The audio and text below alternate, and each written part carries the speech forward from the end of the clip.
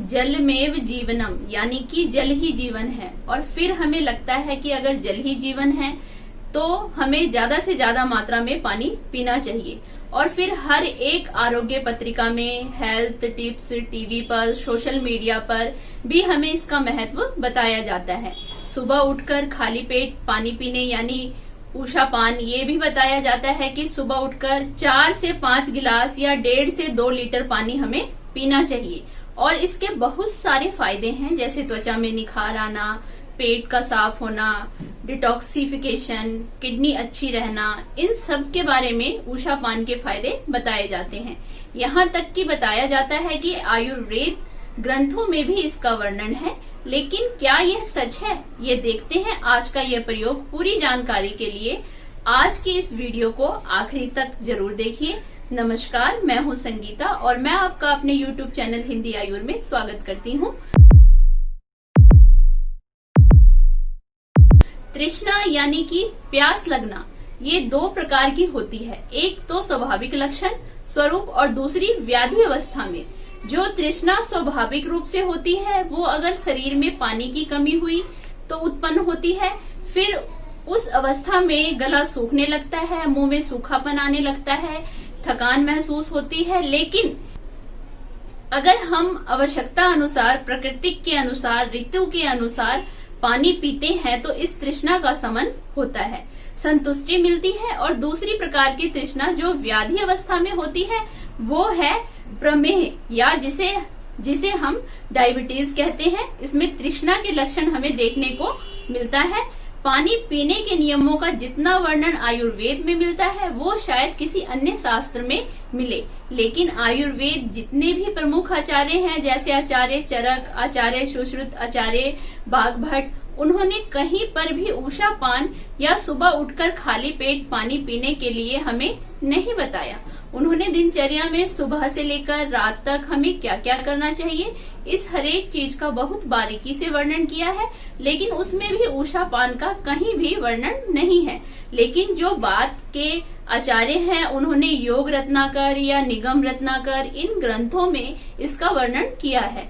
लेकिन उन्होंने भी साफ तौर पर हमें बताया है कि जिन व्यक्तियों का शरीर पंचकर्म चिकित्सा से शुद्ध हुआ है, सिर्फ उन्हें ही सुबह उठकर खाली पेट पानी पीना चाहिए। फिर उन्होंने उसके फायदे भी बताए हैं, उसकी मात्रा भी बताई है। पीबे स्वस्थोपि च अल्पशा, यानी जो स्वस्थ है उन्होंने भी पानी का सेवन कम मात्रा में करना चाहिए। हमें एक बात और बताई जाती है कि सुबह उठकर ब्रश करने से पहले या कुल्ला करने से पहले हमें पानी पीना है। तो सुबह जो मुंह की लार है, जो सलाइवा है, जो अंदर जाना चाहिए। लेकिन आयुर्वेद में यह भी कहीं पर भी नहीं बताया गया कि अगर आप सोचो कि रात भर सोते समय जो आपके मुंह में कीटाणु तैयार होते हैं, या अगर किसी की मुंह की बीमारी है, दांतों में कुछ कैविटी है, सडन है, इन्फेक्शन है, और इसके साथ ही अगर हम सुबह पानी पिए तो ये सब पेट में जाने की संभावना ज्यादा होती है।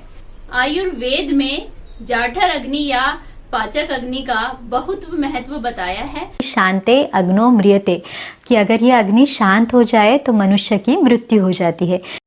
जैसे सृष्टि का स्वामी सूर्य है, वैसे ही हमारे अंदर ये जठार अग्नि है। जब हम कोई यज्ञ करते हैं तो यज्ञों में हम घी की आहुति चढ़ाते हैं, ना कि जल की।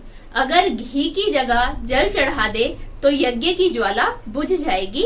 वैसे ही अगर हम सुबह उठकर बहुत ज्यादा मात्रा में पानी पिए, या फिर जूस, शरबत, चाय, कॉफी जिसमें जला महाभूत प्रधान द्रव्य है, ऐसे अगर हम अंदर लें तो शरीर की जो अग्नि है वह बुझ जाएगी। और फिर शरीर में दिन भर पचाने के लिए जो अग्नि का काम है वो कौन करेगा। और फिर अग्नि मान्य है, आम दोष है, ये निर्माण हो जाएगा और यही सब रोगों की जड़ में है। अगर हमें ऊषा पान से कुछ दिनों तक फायदे भी दिखे तो भी अगर आप ये ज्यादा दिन तक करते हैं तो इसके नुकसान भी आपको दिखेंगे।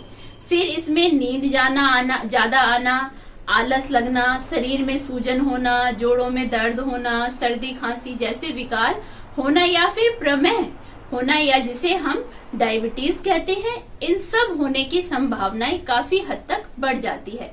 पेट साफ होने के लिए भी सुबह उठ के पानी पीने की सलाह दी जाती है।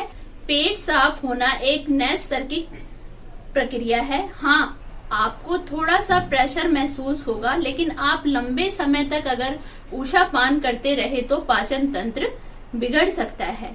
डिटॉक्सिफिकेशन के लिए, यह किडनी साफ करने के लिए भी पानी पीने को बताया जाता है, लेकिन ये भी बहुत ही ज्यादा गलत है। पानी हम किडनी को इतना अतिरिक्त भार क्यों दे रहे हैं? जैसे अगर आपने देखा होगा कि जिन पेशेंट में रिनल फ्लोर है या जो डायलिसिस पर हैं, उनको डॉक्टर पानी की कम से कम पीने की सलाह देते हैं। तो हमें हमारे अवयवों पर अतिरिक्त दबाव नहीं डालना चाहिए। सुबह खाली पेट पानी पीकर फिर उसको उल्टी करना यानी स्टकम वास भी आयुर्वेद में कहीं भी नहीं बताया है। आयुर्वेद में पंचकर्म के समय वमन बताया है। वमन और स्टकम वास दोनों बहुत ही अलग अलग चीजें हैं। वमन के बारे में विस्तार से हम आने वाले वीडियो में आपको बताएंगे। ज्यादा पानी पीने से शरीर के जो इलेक्ट्रोलाइट्स हैं, जैसे सोडियम है, पोटेशियम भी है, ये काफी मात्रा में शरीर से बाहर निकल जाते हैं और फिर सूजन है, जिसे हम लीमा कहते हैं, वो भी बढ़ने की संभावना रहती है। देखते हैं सुबह का पानी कौन पी सकता है और कैसे पी सकता है। अगर आपको सुबह उठने के बाद प्यास लगती है तो आप पानी ले सकते हैं, लेकिन पानी सिर्फ 1 कप से लेकर 1 गिलास तक लीजिए। हो सके तो पानी गर्म या गुनगुना लीजिए। अगर आपके पित्त प्रकृति है तो आपको प्यास ज्यादा लगेगी, अगर आपको कफ प्रकृति है तो आपको प्यास कम लगेगी। आपकी प्यास के हिसाब से, ऋतु के हिसाब से आप पानी ले। आप जब भी पानी गर्म कर रहे हो तो उसमें आप लौंग डाल सकते हैं, काली मिर्च डाल सकते हैं, धनिया है, जीरा है, तुलसी के पत्ते हैं, पुदीना के पत्ते हैं, आप डाल सकते हैं। और ये सब चीजें आपकी रसोई में ही आपको आराम से मिल जाती है।